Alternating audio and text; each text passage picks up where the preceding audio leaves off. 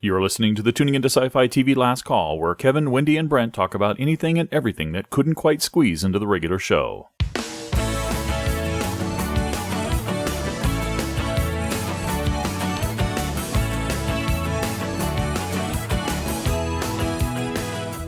Today we talk about Orphan Black, Killjoys, Indie Popcon, The X-Files, Salem, Penny Dreadful, Jonathan Strange and Mr. Norrell, The Whispers, Continuum, Dark Matter, and Humans. Hey everybody, welcome back. Let's see what Kevin's got for us. A couple of shows to talk about, and a couple of other items here. Full show this week here, folks, as we know, after taking a week off. I did want to touch on the Orphan Black finale, which is now, 2-3 weeks back by the time you folks are hearing this. Season 3, Episode 10, History Yet to be Written. I think for me, just kind of in general, we didn't talk about Orphan Black too much this season here on the podcast, certainly not in our regular shows. I greatly enjoyed it. I thought it was really good, some good stuff in there, maybe a notch below Season 2 for me. But I think also, and I'm going to be interested to hear if you folks think this too, if you get a chance, it's going to hold up well on a rewatch, because that's what kind of happened with the finale for me. I watched it, enjoyed it, and on rewatch I enjoyed it even more. But they did a great job of tying things up here in this last episode. We had a lot of good emotional points hit, a lot of story points closed up, a couple of good mysteries or questions. That's what Orphan Black does well here. So there's lots of directions on things to cover. Try to hit a few high points for me. Certainly, I love that we had what certainly was a very Helena-centric episode. We got lots of Helena doing stuff, which is always a great thing. It was so fun to see that they brought back Jessie for her. She had her Jessie back. Right down to the time spent in the tow truck together. And as she always does, the classic Helena stuff, the line when they're kissing and all, and she tells him that I have science baby inside me, but you are my first. Again, classic Helena. And also to the point of having the showdown with Rudy when they pulled a nice trick on how to get him, the whole gang he's following Allison to get him in the garage with her. He's been glitching, so he's not at his best. And, she basically prison rules or whatever, straps the blades to her arms and all that and tells him how it's going to be, and then literally sticks I think it was the screwdriver right through his arm, and by then he's going down. So, that was, very well done, very, very poignant and powerful and gross all at the same time. So, doing very well for Orphan Black. So that was a lot of great Helena stuff. It was good to see Sarah get a chance, kind of bouncing around near the end to eventually get to see Kira again. They did a good job with the whole gang working together to get Dr. Cody, our male clone doctor, bad girl guy, to trick her and get her in there at the end to tie up some of that stuff with the male clones at the end. Great to see Mark kind of helping the gang out, pretending to be Rudy on some of the video initially to get that to happen. So I like that they finally, kind of brought a lot of the male clone stuff down, because I wasn't a huge fan of it this season. It was well done, but I don't know. It for me didn't, took away from the female clones, which are the stuff I really was engaged with quite a bit. So I'm glad they kind of brought that to a bit of a conclusion here. We've got the Neolutionists really being set up as our upper bad guys here, based on what we saw happen and kind of play out in the last couple of episodes.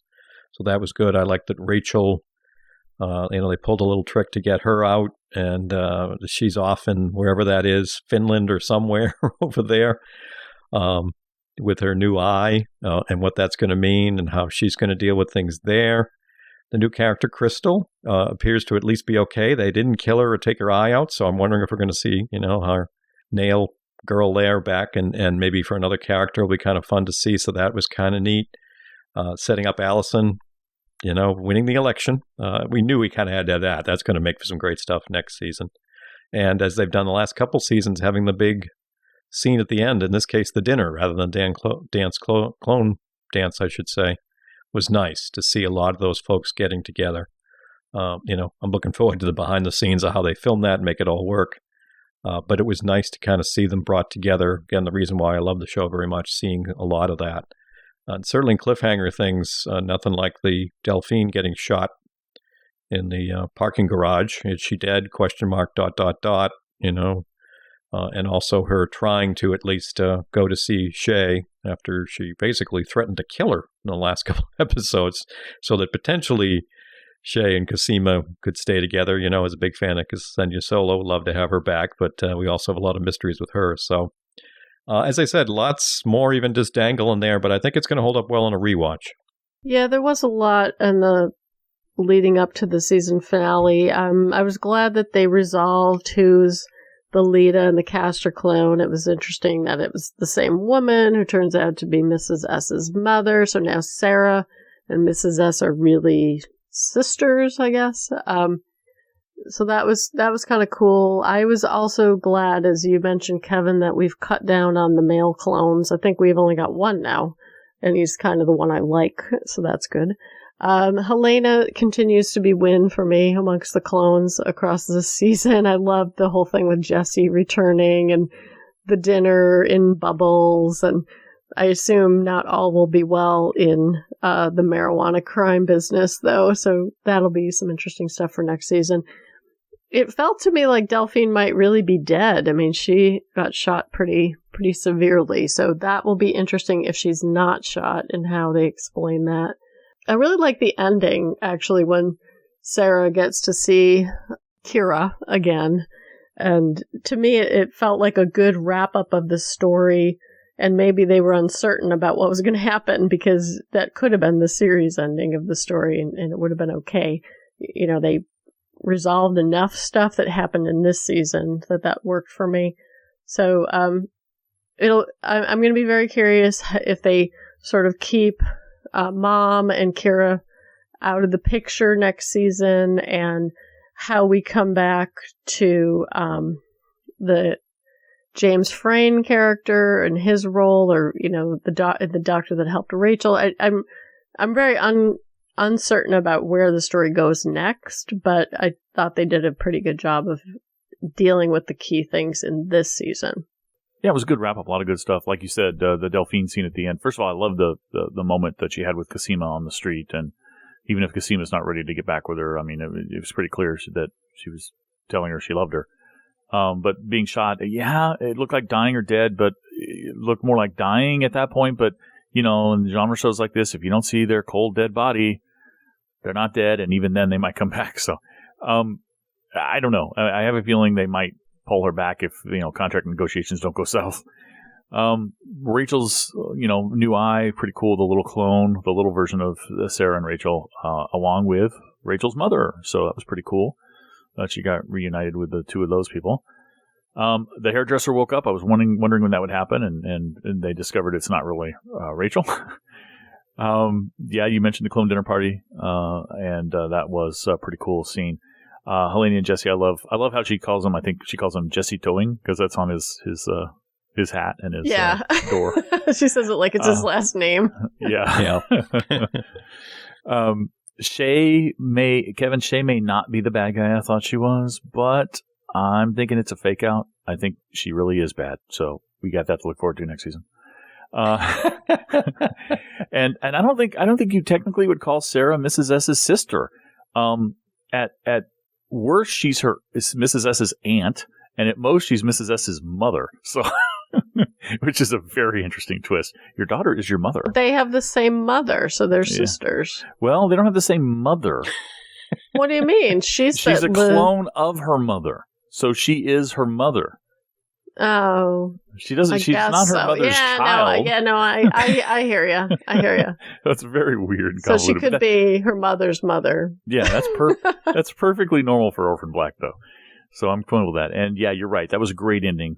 Sarah and Kira playing in the snow was just a wonderful way to end the season, if not the series. But we know it's coming back. So I was glad that they got the hairdresser reveal out of the way pretty quickly. I was thinking we wouldn't see that so soon and wouldn't learn that till next season.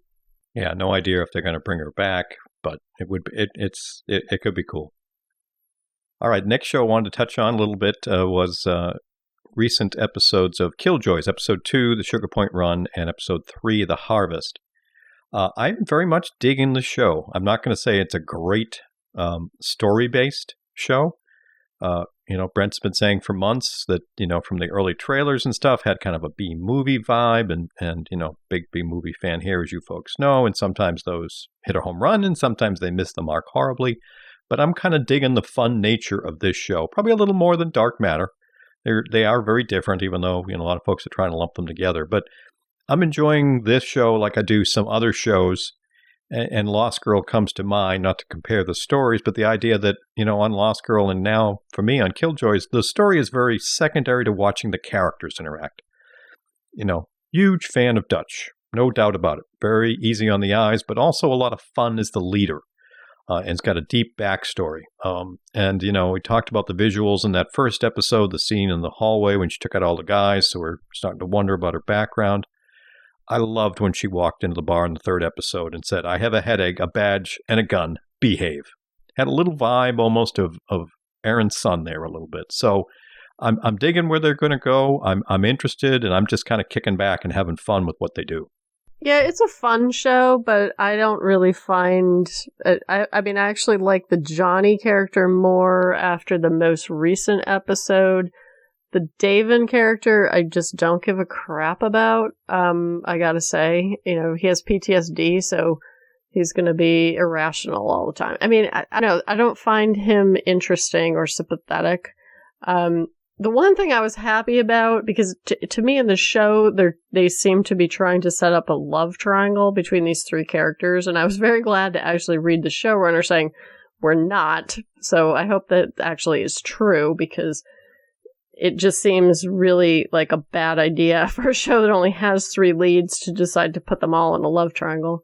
But after the most recent episode, the friendship between Dutch and Johnny is the thing that interests me, and everything else is just kind of passing me by. It's entertaining, but nothing's really sticking other than that for me.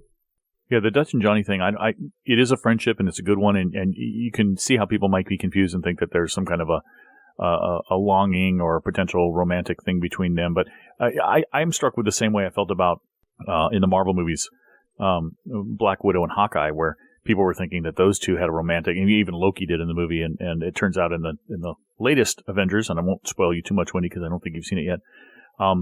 They have no potential for love interest. They're just really good friends. Let's put it that way. Yeah, they're not going to do a love triangle, and I like that about the show. It's an okay show. I like both of them. Killjoys and Dark Matter Don't Rain a little better, but they're different shoes. They do different things, and that's absolutely true. And the bar scene, you're right, that's great. With Dutch pulling out the gun, and it does kind of speak of Aaron's son, but it also reminds me of the great line from one of my favorite movies. "I've come here to chew bubblegum and kick some ass, and I'm all out of bubblegum." Sort of thing. Although she wasn't actually kicking ass. She was just telling him, "I will kick your ass if you don't get out of my way." Which I thought was wonderful. So, yeah, it was fine. It's an enjoyable show. Yeah, looking forward to where they go. I definitely have me on board. I'm definitely sucked in at this point. Next item I wanted to mention, you folks, many of you are aware I was attending Indie PopCon last weekend in Indianapolis, Indiana. And this is a new convention. There's a link in the show notes to a nice recap that was done online for some of the B-movie events, many of which I was naturally involved in. That's the reason I was there as a guest, was to moderate some panels and speak on them. And it was a good time. This is a convention just in its second year this year, but they grew exponentially, and got to give them credit. It was well run, some good people behind it. The Indiana Convention Center is a very comfortable convention center. Those of you who've certainly attended conventions at some of those other big convention centers know how uncomfortable some of those convention centers can be, but this one's kind of comfortable. Like, they set it up nicely, and it was a good time. Had a lot of fun seeing many of the B-movie folks. Legendary director Jim Wynorski, done over 100 films, many on SciFi originals and other ones. To be doing a movie with him on B-movies was pretty much a treat for me, very much there. Got to lead a couple of panels about the Asylum and Sharknado. Had two of the key players who actually founded the Asylum, David Latt and David Ramani, were there. They were on the panel. We also had the lovely Ciara Hanna, who's been in a couple of their films. So she was there. We got some great discussions on, B-movies and the Asylum films, how some of those things come to be. It was some good interactions with the fans. And it was also neat. Malcolm Goodwin was there as a guest. He plays Clive on iZombie. He was a very engaging guy, had some good stories from the set, some things to look forward to in the next season. So that was a lot of fun there. It was also very interesting for me, certainly rolling back to kind of the TV side of things for you folks. I had the pleasure of being a guest when I arrived in Indianapolis. They actually had a driver to give me a ride to the hotel, which I'd never had happen to me, which was kind of cool. And they said, oh, well, there is this one other person who's coming with us. And there was a guy sitting a few feet away in a chair just kind of by himself. And I didn't really notice him or recognize him.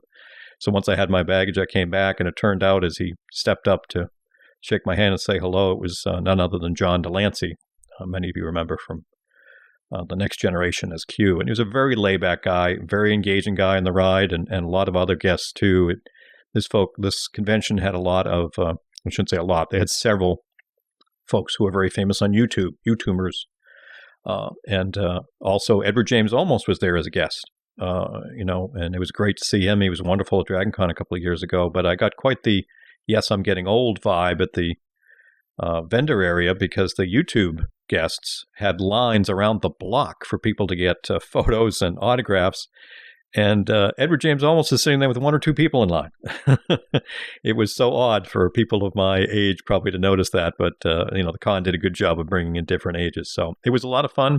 Follow the link in the show notes. You want to see some recaps and some photos of some of the panels that we did to get some more details.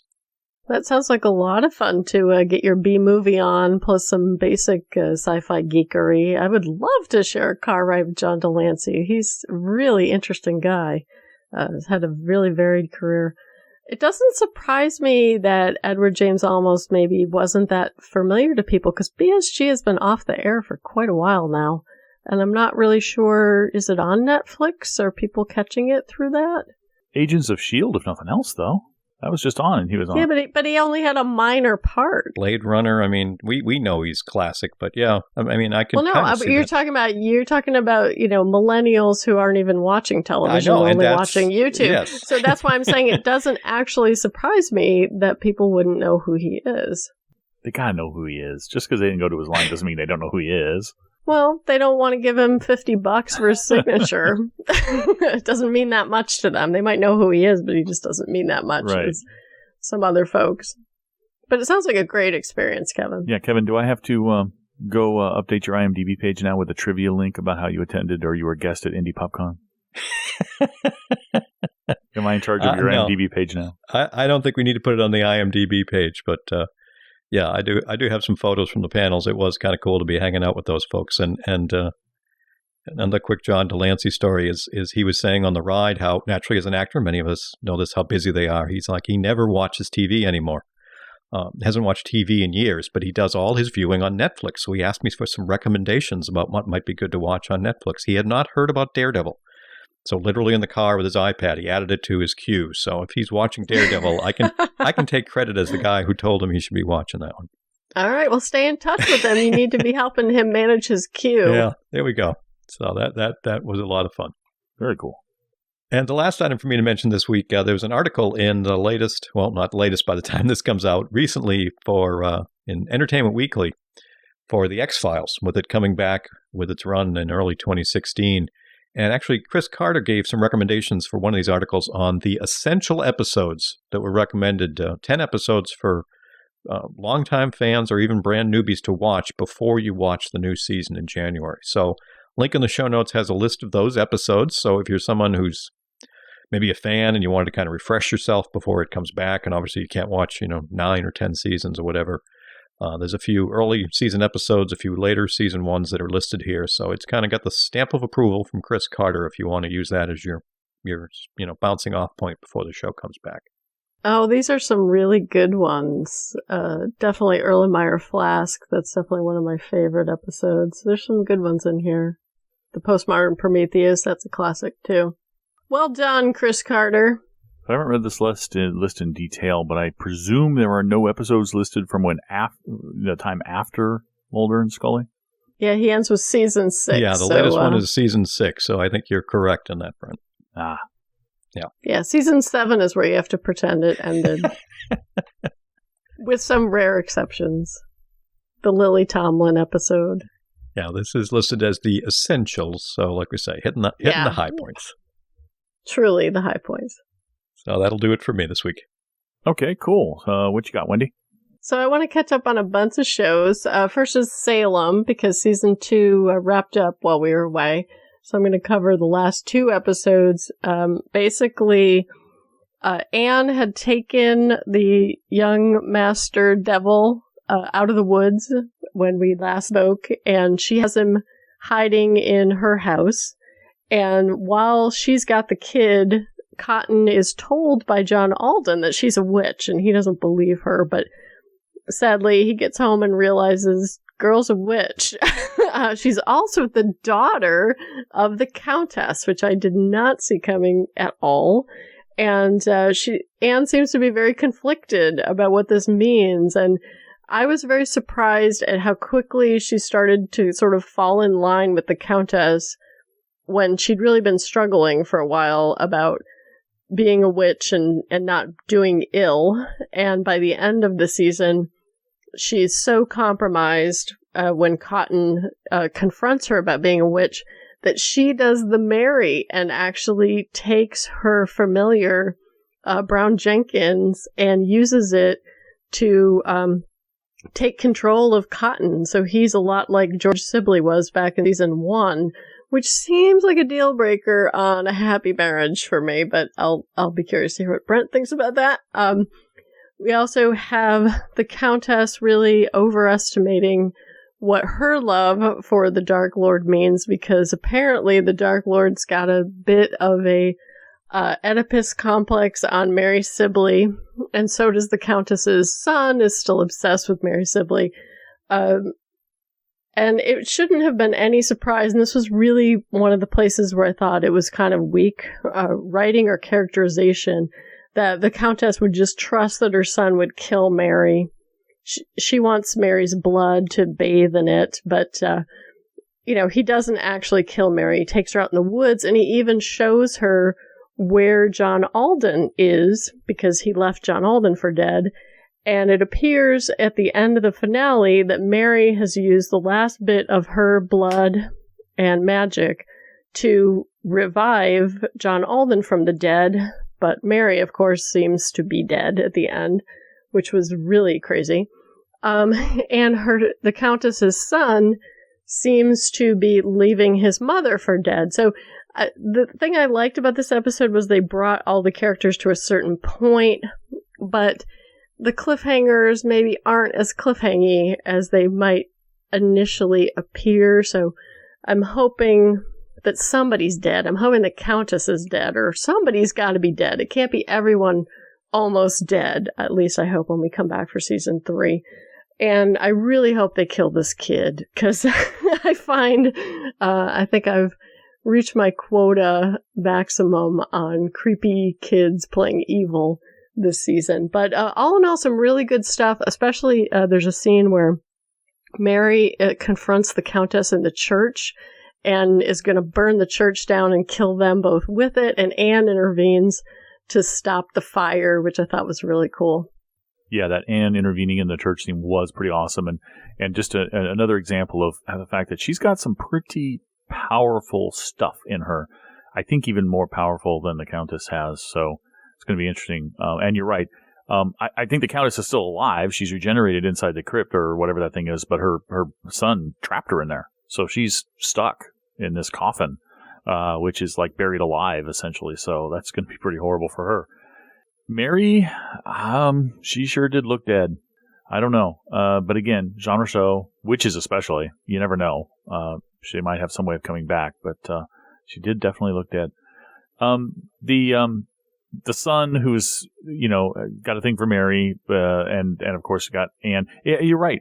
With Anne putting her rat down Cotton's mouth, as soon as it started happening, like, no, don't become Mary. Don't do what Mary did. And sure enough, she's done it. So they're almost setting up like a reset. If Mary were to die, it's almost like a reset of Salem. You've now got Anne in the Mary position, married to a respectful man and having total control over him, sort of thing. And you have John Alden running around, although he's supposed to die. his plan was, he was told he was going to die and all of that, but of course his Native American Indian friends were killed or were butchered. So I don't know if that had any impact on what was going to happen to him or not. But and Mary's, who knows what Mary did to try to bring him back. So for all we know, he's good to go, and he's not going anywhere. Although the love of his life is now dead. So I don't know. And the two women that he currently had feelings for are both dead. So it's a very interesting place to leave Salem, but it's just crazy fun. I mean, like I've said, Kevin, this show right now is reminding me a lot of early Vampire Diaries and the good kind of crazy, supernaturally kind of shows that we've really liked in the past. Yeah, and it's good to hear. I'm not sure I'll ever have the time to get to it, but I can hear from the tone in your voices when you folks talk about it and some other folks post about it that there's definitely something there. Oh, yeah, there's totally something there. I mean, there's a lot of good actors in this show. The actor who plays Mary Sibley is really good, in particular, consistently good. I do hope maybe that Lucy Lawless does stay locked up most of next season. You raise a good point about that, because I couldn't sort of figure out what had happened to her. I was like, is he just going to leave town on the ship now, or what's he going to do? I can't believe Mary's dead. I think John will maybe he'll use Native American magic to revive her, or maybe he'll get Anne to revive her, or who knows? It could even be, what's her nose? The one who the kid bit the finger off of. Yeah, she's into necromancy, isn't she? Yeah, she could do that and try to flip the script where she sort of controls Mary as her puppet. Ooh. You know what I mean? Mercy is her name. So who knows? There's a lot of possibilities, but I do agree with Brent. It's crazy in a good way, and it's not as crazy as like American Horror Story, but I do agree. It's got a lot of the same DNA as early Vampire Diaries. So I want to also talk about another supernatural show, Penny Dreadful. First, we got a voicemail from Wembley Down Under talking about the reveal on Dorian Gray. I just had a comment and question about something from the fantastic second season of Penny Dreadful. When we finally got the reveal of the Dorian Gray portrait, I have to say that it was nothing like I was expecting to see, and yet it far exceeded any expectation I had. I just wondered what you guys thought. Was it anything like you expected, and what did you think of it? That was a really appreciated voicemail because I was completely surprised at seeing this monstrous, evil-looking guy in the portrait. And I guess that's because in past stories about Dorian Gray, I always envision it as just a really old, decrepit man.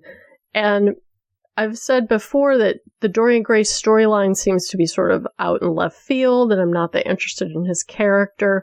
And this season, I have been more interested because of the storyline with his love interest, and I thought they did something really interesting with having her see the portrait and actually say that she accepts him after seeing this portrait and that she loves him, but he doesn't believe her, and so he kills her, which was, it almost seemed like a huge waste that he had done that.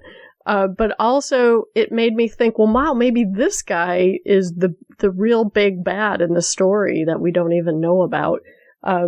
So I'm going to be very curious if he does have any connection to Madame Kali and the witches or not, but or if he's just a different kind of evil thing. But I also was, definitely had my expectations exceeded when they had the reveal of the portrait. I think he's another guy who made a deal with the devil. But Wembley, you said it wasn't what you expected, but it kind of blew you away as well. I come from a perspective of I had no idea what to expect. I didn't even envision. I never thought we'd see it. And so when I did see it, I thought, oh, that is pretty cool. Yeah, it got me a lot more interested in what they're going to do there. And with Billy Piper's character really pushing that envelope too, I'm looking forward now much more to that storyline. Because the same way, I didn't expect what I got, and I took that as a very good thing. Yeah, you mentioned Billy Piper, and I also wanted to talk about the last two episodes where we keep seeing, how monstrous Lily is, and by the most recent episode, she tells Mr. Clare that she loves him, and she also hooks up with Dorian, and she seems to want to experience the true dark power behind him. It's almost like she wants to lead this monster army in some ways, and the first person on her kill list is Frankenstein. So she's been really interesting in the last couple episodes, and how that's going to play out once we maybe get past the witches who are trying to get Vanessa hooked up with their dark master. The episode where we had Ethan and Vanessa back in the Cutwife house and all that stuff was really cool. And then we have the guy from America who was stalking Ethan arrive, and they both end up working together to kill the guy, which they're doing some really interesting stuff with their relationship, because they keep seeing the worst in each other and the horrible side of each other, but it almost feels like the story keeps getting more and more romantic of how they're connected with each other. So I'm still shipping those two a lot. And I really liked all the problems they're setting up with Ethan. Besides the American that they just killed, you have the detective who now knows Ethan's true name, which, according to folks online, by giving him the last name Talbot, that ties him directly into the overall werewolf mythology of him being some relative to other werewolves, which I'm sure someone will correct me because I don't know that much about the lore of werewolves or werewolf movies. But they go in search of Sir Malcolm, who is kind of lost in these crazy visions that he's experiencing when he's locked up in this room. And Vanessa just goes out and decides she's gonna, save Malcolm herself, because Ethan won't go. And of course he won't go because it's a full moon night. And Sabine and he are trying to convince Vanessa, we'll go tomorrow in the daytime. But instead she just goes. So, of course, all the rest of the gang has to go also. And we have some really interesting peril going into the season finale, where Ethan and Sabine get locked into a stairwell together while he changes, and he seems to be noshing on Sabine's neck. So I'm hoping he can be resurrected as something eventually, because he's probably dead. And we have Frankenstein find Malcolm. But once he walks into the room of crazy illusions, he starts seeing Lily and Mr. Clare, and even the first, or his second, Proteus, is also there to haunt him. And so there's lots of interesting stuff going on. Plus, Mr. Clare actually gets kidnapped by the people in the Wax Museum. He is getting put into a freak show, and he's in a cage. And it was so cruel that the blind girl, who seemed very innocent, was actually, the lure all along, and she was always in on it, and is probably one of the worst people in the show. So, good on you, Penny Dreadful. I can't wait to see the finale. I felt for Mr. Clare when the blind daughter turned on him. My heart sank too. I was like, oh, come on. Yeah. That was horrible. I don't know what's happening with Ethan chewing on the guy's neck. I don't, that is a dramatic ending, and I don't know what's going to happen. Is he going to realize what he's doing and pull away? What I did like the line before he changed, or before they went in, which is like, whatever you do, don't let me hurt my friends, sort of thing, and unfortunately he's hurting one of his friends right now. I have to admit, the turn of Lily, the transformation of Lily was awesome.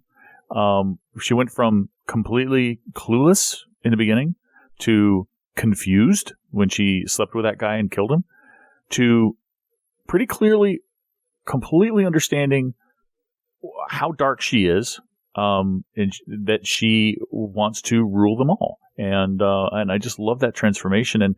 And as Kevin and I can both attest, she was basically brought into the story as the bride of Frankenstein, and the wives do have all the power. So I imagine she is going to rule the roost. She had just turned so diabolical so quickly, it was freaking scary. Some of these characters, and in a gothic horror like this show has done, you start to see certain characters certain ways, and you're kind of sensing who the evil ones are, or the bad guys, or where they are. And to see what she's been able to do, from an acting point of view, a great job. But I mean, just it's downright scary. And yeah, how all three of us the same way. How about that we can all now feel for, quote, the monster after what's been done to him or it. And if he goes totally, crazy in the last episode, I think I'm going to be okay with it for his sake. So yeah, this is certainly hooked very well. It's built very well. Some of the witch stuff middle of season was getting a little long in the tooth for me, but they're certainly hitting real well as we get up to that finale episode and what it's going to mean for all of them. So, really nice job here in season 2.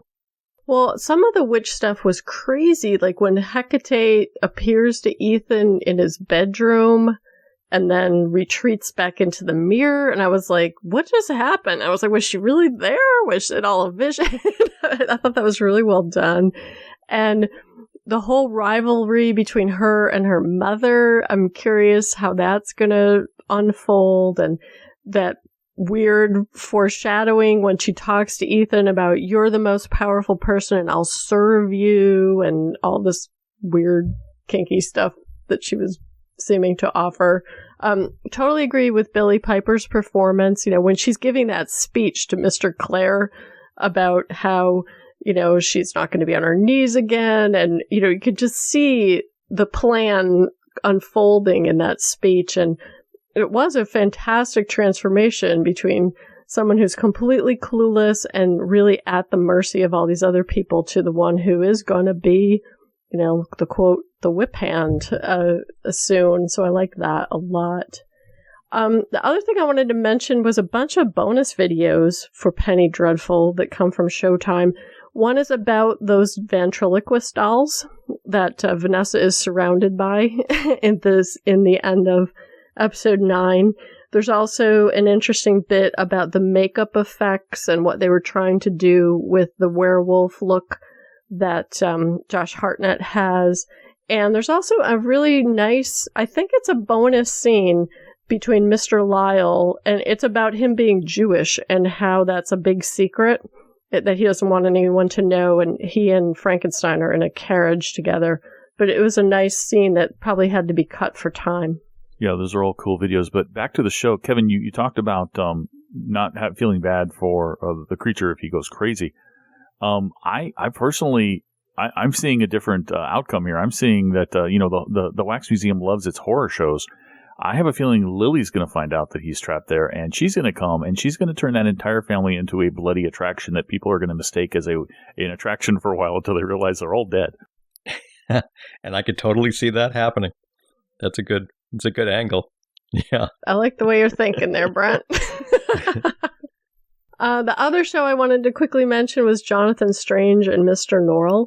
The episode How is Lady Pole? That's where we see the fallout of the reanimation of her and just how bad it is. I don't know the guy's name. I just call him the gentleman, or the Fae gentleman, who we learned that basically she's going to go crazy. And so is I think his name's Kevin, who is the servant, who's also been lured into this Fae world against his will. But basically, to the outside world, she's crazy, and they're basically imprisoning her. And she keeps trying to communicate with Jonathan Strange's wife, but she can't really make heads or tails out of these clues. But because she's the only person who visits Lady Pole, she comes onto the radar of the Fae gentleman, and now he's sort of obsessing about her, which is menacing and very bad news. And then Mr. Norrell doesn't want to admit what he's done in terms of using this old black magic. And he also doesn't want Jonathan to get to, basically learn as much as he does. So originally, Mr. Norrell is requested to help with the war with Napoleon, and instead he gets Jonathan sent off to the war instead. And the episode, The Education of a Magician, shows some really interesting character development for Jonathan as he goes from being completely ridiculed and, dismissed by the military to actually demonstrating what he can do with magic and winning over their respect. And the commander, whoever's the leader in charge, keeps referring to him as Merlin, which he doesn't like. But there's this whole bit about how Mr. Norrell gave Jonathan a small set of books, which he has, and he has a person who's responsible to carry these books. And it's very important to the storyline. And I'm not going to say too much about it because Brent hasn't watched these yet. But it was very well done how you see Jonathan trying to show what magic can do, which in a lot of ways is manipulating natural forces and these requests. So there's this crazy request that he move the forest. And he's like, I can't move the forest. But he does some other stuff, and he actually does some really bad magic by the end of this episode that saves a bunch of lives and earns the respect of the military, but he's now kind of opened another Pandora's box. So they're doing a lot of really good character development, story development, and also sort of pulling the threads, which is a common theme in stories about magic, how there's always an unintended consequence and it comes back many-fold worse, and that's happening in the show. Yeah, I can't wait to watch these. I really enjoyed the first one, and these sound like they're continuing to be awesome, so I can't wait. Very good to hear. Yeah, it's definitely a show I'd recommend, especially because I think it's only 7 or 8 episodes long, but it's very well done. Really, really good. The last thing I want to mention is The Whispers. We haven't been talking about this because I think I'm the only one watching it. And I was mentioning before we started recording that I keep sort of watching it despite myself, like thinking I'll get to the point where I'm not interested anymore. And they finally started focusing a lot more on the story, and they've sort of gotten out of the way of the soap opera melodrama between the lead female, Lily Robb's character, who had an affair with her partner, and there's all kinds of swirl about that. They sort of gotten right to the mystery, or more directly to the storyline, which there's this presumed alien, a drill, who is talking somehow telepathically to these kids. And in the most recent episode, they've been able to actually stop this plan to blow up a nuclear plant. There was a nuclear explosion, but somehow Drill, the alien thing, has captured all the energy that was released. And so now everybody's really scratching their heads because they're worried about what's somebody going to use with 5 megatons of power, which is basically kind of what they just stole. So it's getting a lot more interesting. There's definitely some alien woo going on, but I just wanted to check in with folks. I don't know if any of our listeners are watching this show, but it's still keeping me intrigued enough to want to keep watching. Yeah, I remember our rule of thumb was always 5 episodes before giving up. I gave up on this one after 3. I kind of forced myself to watch most of 3. But it looks like if you wait till 5, it starts getting good again, which is the same thing that happened to Wayward Pines. And I'm in this day and age, I understand way back when we had 22 episode seasons and a limited number of shows on the air, the 5 episode rule was pretty good. These days, it seems more like a 2 episode rule. And showrunners need to kind of be aware of that because there's so much stuff on that people aren't going to sit around till the 5th episode to see that the show's actually, got its legs and it knows where it's going and is interesting. So I'm glad to hear it's doing something. I'm kind of sad to hear that it took that long. Yeah, this was just a victim of other more enjoyable shows on a very busy calendar. Like we've talked about, sometimes it's a timing of when certain shows hit. So as you said, I wasn't blown away by the first couple, so it was an easy one to drop compared to some other shows. But I did see a couple of other people, Wendy, much like you, who said they were on the verge of letting this one go. And it's like, oh, okay, it's a little more interesting now. So that's always a better turn than, oh my God, run away from this thing, Yeah, and I think to your point, Brent, for me, it was Stitchers that I basically made the quick calculations. Like, I don't have that much time, so that one was the one I basically cut after 1 or 2 episodes. So we'll see if my patience gets proven out or not. The one nice thing is they're finally leading somewhere. Whereas in the beginning, it was just sort of mystery with no answers. But now we're starting to get more answers. And that's it for me. Awesome. All right. Well, I had a few shows I want to chat about. One is Continuum, our rewatch of, in this case, episode 10 of season 3, Revolutions Per Minute. And I know that there was some kind of A story about rescuing Dylan's daughter, but they did that. And I'm going to talk about the things I really care about, which is, of course, Kira and Brad.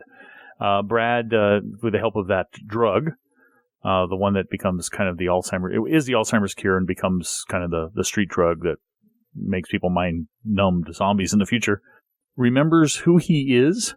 Remembers his family, remembers why he's there, and I assume, thinking ahead, he probably remembers killing Kira. Because it looks like Alec has finished decoding the rest of Kira's memories from the other Kira, and gotten the glimpse of Brad actually being the one who kills him. I don't know if we see that in this episode or not, but we know that's coming up, so it's something I can't avoid talking about. He also remembers Kellogg. His name seems familiar to him as somebody important, but then it was great that when Kira said, mentioned Alex Sadler, and his answer was, "Who's Alex Sadler?" So obviously he might be coming from a place where things are a little different. Let's put it that way. The funeral for the other Kira, very interesting. I love, of course, the emotion of it, especially the bit where you get Carlos saying, "So long, partner." And then Kira kind of looking back at him with kind of puppy dog eyes and him looking at her and kind of giving a reassuring look, and touching her and saying, "I'm glad you're here. You're still here," sort of thing. And then, of course, her realization that the CMR has been taken out and her confrontation with Alec about that, and Alec not giving her the information about Brad being the one who killed her as a result. Very interesting stuff. So I just love where this is setting up. I'm sorry, I'm a giddy schoolboy with the whole Kira Brad stuff because I really ship those two. So to see them kind of starting to come more and more together, and I think it happens even more in the next episode. So I'm really excited to check out the next one. Yeah, this is, and we've said it, or I have certainly many times, this is another case of where on a rewatch you realize the importance of the bits here because, that whole exchange about him recognizing the Kellogg name and Kellogg himself and having no idea about Alex Sadler, alternate timeline, ding, ding, ding, ding, ding, we have a winner. The video bit we saw fairly early on, the reconstruction that Brad was there, pulled the trigger. So the fact that he's got his memories back from the Flash drug, again, it's tying so many things together here. It's just pretty amazing to watch that happen. And the ruthlessness of, Alec in this current timeline, seeing that, putting it on a flash drive, to give to Kira, but then when she, gives him the undressing for having cut into her head, so to speak, it's like, okay, lines are definitely been drawn here. Speaking of lines being drawn, the other key thing here as well is when Kira goes to talk to the freelancer folks.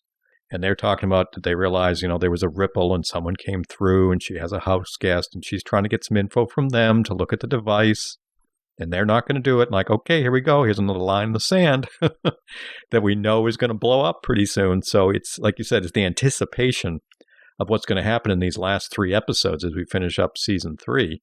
The Brad Kira ship and some of that is great. But I mean, just story-wise, the other pieces here, because we still have Sonia and Liberate manipulating things and Kellogg involved with her on the whole part of that, like you said, kind of the A storyline of the Dylan's daughter undercover at this drug company that's going to eventually be huge and using it to their advantage. So again, it's brilliant to watch all the story bits coming together.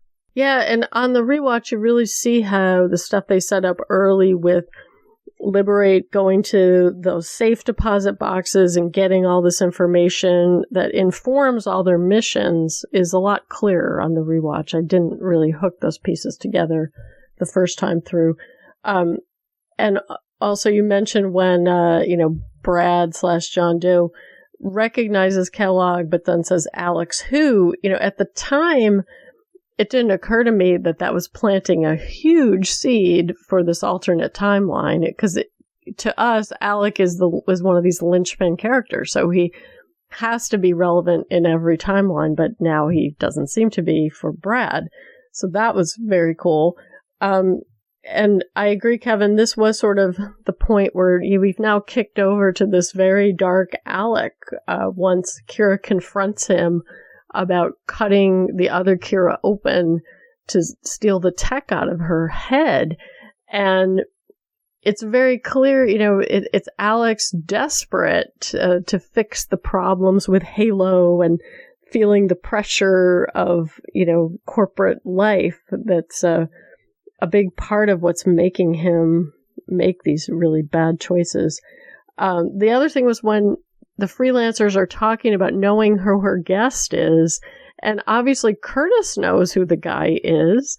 So in hindsight, there was a lot of seed planting that Curtis couldn't be trusted amongst this group that also plays out later on. And I love that actually even Carlos is sort of giving her the side eye about her guest, her house guest, who's maybe still sleeping on the couch or whatever. So I liked how they were planting all the seeds about the connection that Kira and Brad have, even this quote early on.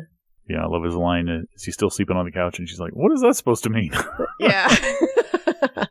Well, next episode, he's not. And anyway, we'll get there later. I did want to talk about Dark Matter, episodes 1, 3, and 1, 4. But more importantly, I want to talk about my crazy theory. I have a new crazy theory. And I think it's being set up, and I think I'm not going to be the only one with this crazy theory, because it looks to me like the writers intentionally, put this gun above the mantle, so to speak, on this particular show. But it looks like, first of all, we learned that 1 is apparently not the guy who that the database says he is, because that guy shows up, and he's kind of pissed that 1 has assumed his appearance and identity. And 1, of course, insists I'm not. And, of course, the real guy's theory is, well, you can't be a clone because, interestingly enough, and this is the seed that I think they planted the firearm on the mantelpiece, was when we get 6 in the doctor's waiting room watching the commercial about how they have this new form of travel, of space travel, where you get into this pod, you go into suspended animation, a copy of you and your consciousness, DNA information and consciousness is sent to another pod somewhere far, far away, at the speed of light, and which, again, by the way, doesn't make any sense since they have faster than light travel in this show, but anyway, whatever. And then a clone of you is created, but that clone experiences everything, knows all your memories and everything, but it can only live for a few days. And then as it ends its vacation, all that information is sent back to you, put it down into your brain, and then you're revived. And hey, you've had a great vacation. You haven't gone anywhere. The implication is that these clones don't last very long. But as soon as I was seeing that commercial, I thought to myself, I bet that is telling us who these people are. All of them, if not some of them, are actually copies of these other people and not the real people. And they've just been, their memories weren't intact. Their memories weren't carried across. Their personalities might have been. But they don't have all their memories, but of course that's what 1 or the real guy who pretends to be 1 also kind of thinks at first, and then says, no, you can't be. Those clones only last a few days, so you must have plastic surgery to look like me. I'm going to deal with you. I want to know what your game is, and of course he never has a chance to come back and kill him because they do manage to escape and get out of there. But I think it's going to turn out that 1 for sure, maybe 2, and maybe 3 are these clones, and maybe even 6, I don't know, but I have a feeling 5 is not, and I have a feeling 4 is not, just because 4 having those possessions like that ring and those things that were stolen from him seems to be the real deal, seems to be the son of the murdered emperor and that's on the lam, and the girl 5 just, there's something about her. I mean, I still think that she knows a lot more than she's saying about what's going on here. Maybe even knows everything that's going on here. It just is pretending, playing a long con or whatever she's doing here. So I think that's my crazy theory, is that some, if not all, of these people on the ship are clones, and that's going to be a pretty cool concept. If you can create these clones and the time limit on them probably isn't a technology time limit. It's probably something set up by the business. And they just tell everybody it's a technological limitation, that these are clones that have these personalities and are assuming these identities, and they were just put on this ship because it was cheaper or something, or more convenient than bringing the people on board. who actually man the ship or something. It's just kind of, I think we'll see how it plays out, but it's really intrigued me. Yeah, certainly by that fourth episode, this has definitely raised the eyebrow and got me a little more engaged now on the show. Still enjoying it, but it was kind of there. But that bit now has me thinking a bit, which is a good sign of what might be happening. The other related theory that when I started thinking about this was because we've seen, as you said, a couple of them have some skills, because 2 really kicked some serious butt there at the casino to get out. So it seems to me like potential, like you said, some of them could be the clones that were put on this ship. And the reverse might be true, where the clones of like 2 and 4 or whatever are actually off ship. They're somewhere else. But the process of what they didn't hiccuped a bit, so they lost some of the memories, even though they have the physical muscle memory to do some of these things. I'm thinking they might be playing it that way. And yeah, 5 is just the wild card in this, and the android has been programmed not to be aware, but it's all part of a bigger experiment of what the effect of this might be. So, my brain even started to go in a few of those spots too, Brent, which is a good thing. So it's kind of interesting watching what's happening here. Yeah, I agree. They've got some interesting implications now because the one that we met who's supposedly the real guy, personality-wise, seems a lot more like a stone-cold killer thief than the one we've met. So I wonder if it's the case where he got wonky, however they programmed him, and maybe, the fix is in that some of the clones don't expire. 2, I agree, Kevin, after the casino and how she takes out everybody in the room, she seems to be a real assassin to me with a lot of leadership skills. 4 could be a case where maybe he's the replacement and he's actually been set up. So maybe he's the real emperor's son and his clone replacement is off in the wilderness somewhere, destined to be captured. And maybe this number 4 was supposed to be, quote, disappeared or something. 5, I agree. She could be gaslighting everyone. She could be not this innocent kid at all, but, playing the long con, as Brent mentioned. And number 6, I truly don't know if he's the real guy or not. Because he definitely has the skills, but his personality doesn't seem to fit with the murderous person he's supposed to be. So I'm very much intrigued with where the stuff's going to go. And I was also very much surprised how at the end, I guess these 3 just makes up this story in order to co-opt one and say, look, now I've got a hold over you, so you're going to start siding with me on, decisions about what to do next. Plus, they're in a worse state than them when they started because all their guns that they were going to sell are gone and they didn't win any money in the casino. So next week they should be in really bad straits. I was upset with 1 for not just saying the truth to the crew. I mean, they all are in the same situation, in the same boat, and telling the truth would have been the smartest thing to do, obviously. So I was frustrated at the show because the writers went that cliched route of keeping secrets, and now 3's got the secret over him, and I just hope that they resolve that quickly and everybody learns the secret so that it doesn't drag out. 6, I don't know. I mean, I still get the impression that even if he's the real guy or he's a clone, doesn't matter. I think the real guy, I still get the impression, isn't really a bad guy and was maybe a soldier who was framed for some sort of murders or something. That seems to be the kind of vibe I get from him. So that's interesting to hear. One good thing about the commercial that 6 saw, for me, is there was always a technological device that they used that they didn't explain, that I always kind of was scratching my head and saying, I don't really, you haven't really sold me on that, which was the whole idea that somebody was able to erase the memories of these people by messing with a computer that was controlling suspended animation. But then the commercial showed how they have the concept of memory transfer and brain content transfer. That technology exists in this world. So I'm like, okay, even though I don't know how you're doing it, you've at least established that this is something that they can do in this time with the technology they have. So I'll buy that somebody had the ability to wipe out the memories, assuming that they actually did wipe out the memories and that it wasn't that these are all clones and they only had a partial transfer of just the personality and not the memories. Okay, hope we all wrote that down.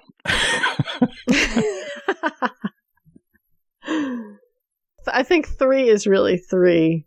I don't know why anybody would want to clone that guy.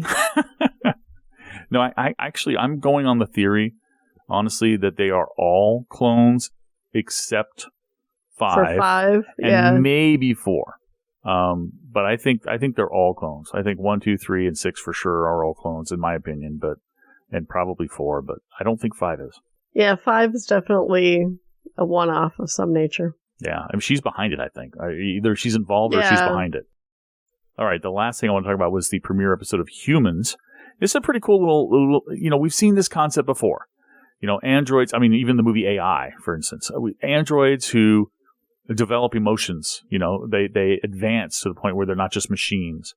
And it was a really cool premise and setup for this. There's a group of these androids, and apparently there's a human who is responsible, from what I gather from other people talking, is responsible for tinkering with the programming and trying to develop this AI to the next level to make them more human and to make them have emotions and feelings and souls, if you will, whatever you want to think of what makes a person a person.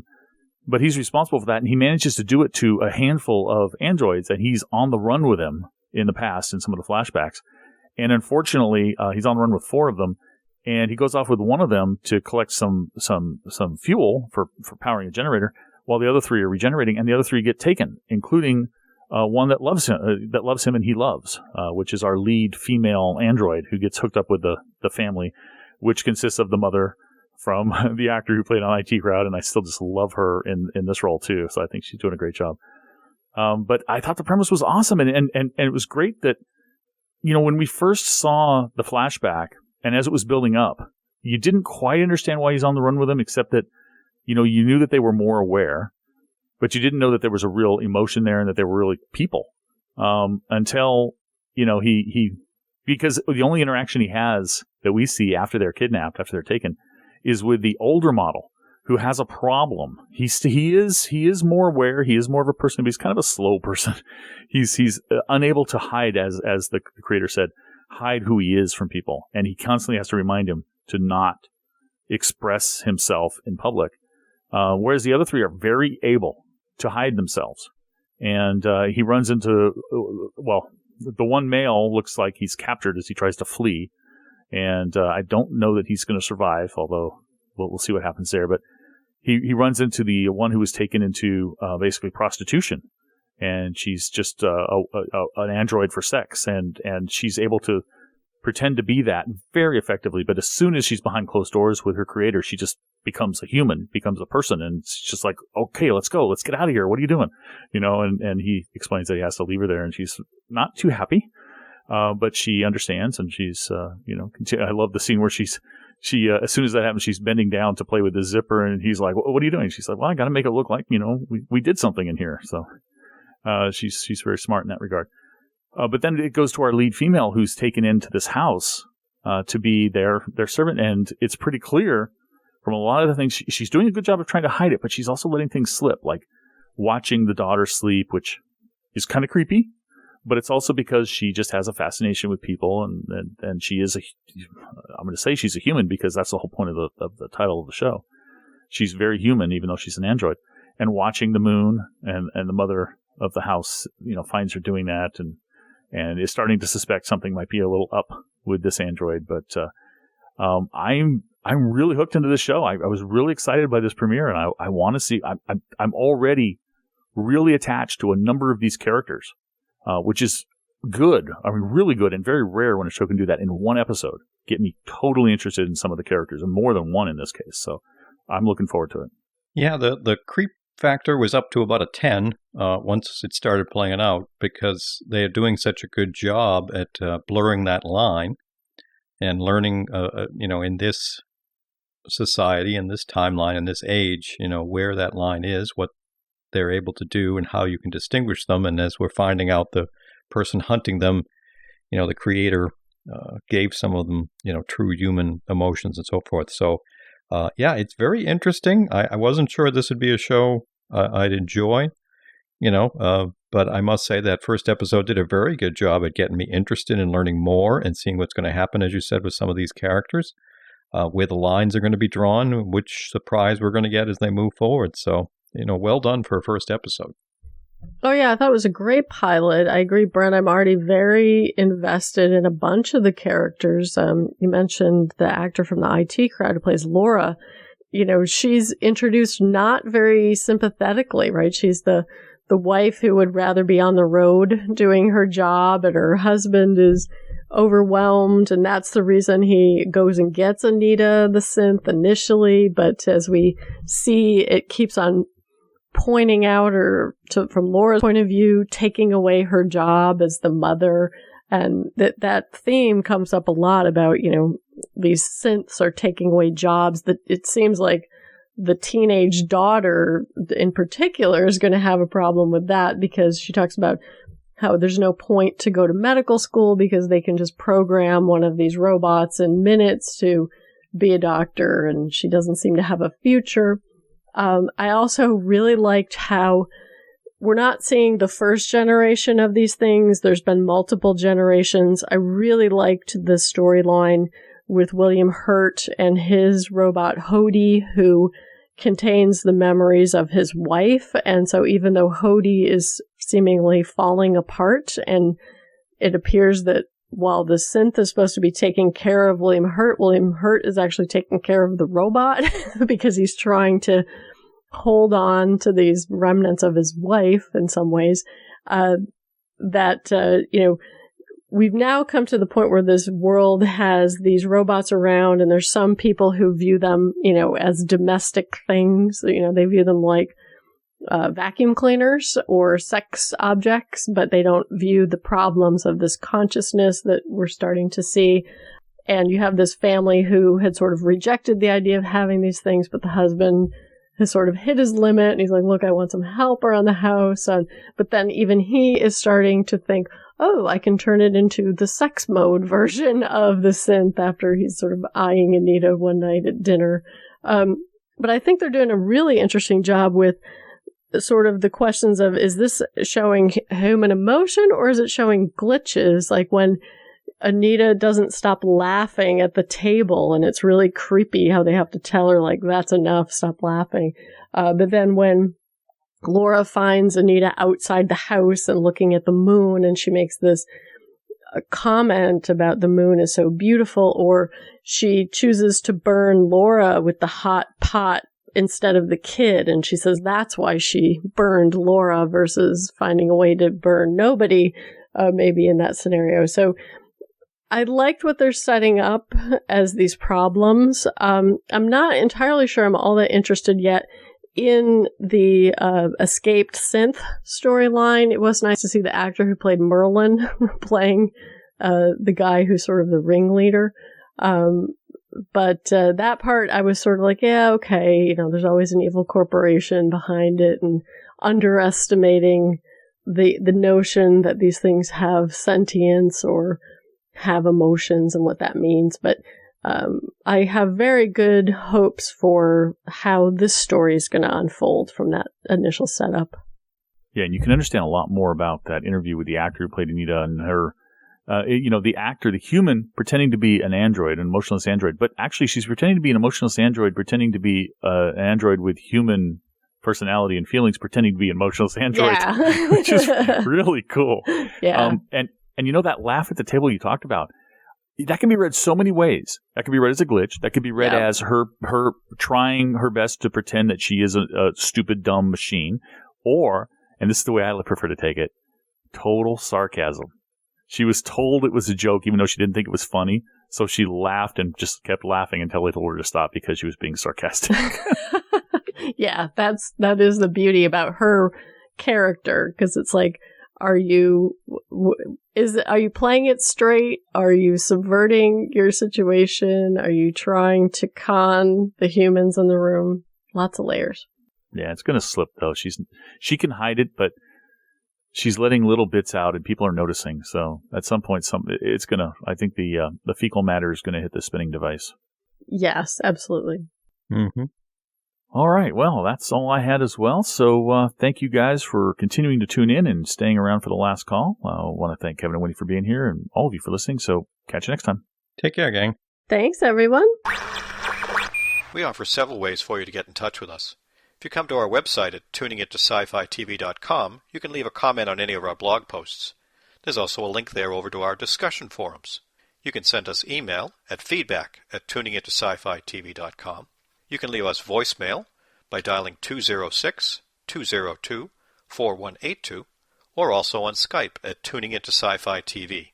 You can follow us on Twitter at twitter.com/tuningintosci-fi, or visit our Facebook fan page by following the link on our website.